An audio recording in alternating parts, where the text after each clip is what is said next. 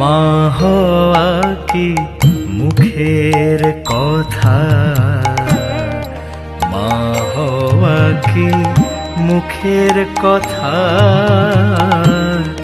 মা হওয়া কি মুখের কথা।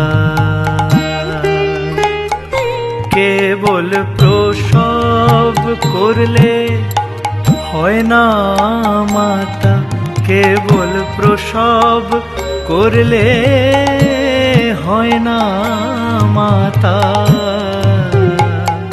যদি না বোঝে সন্তানের ব্যথা,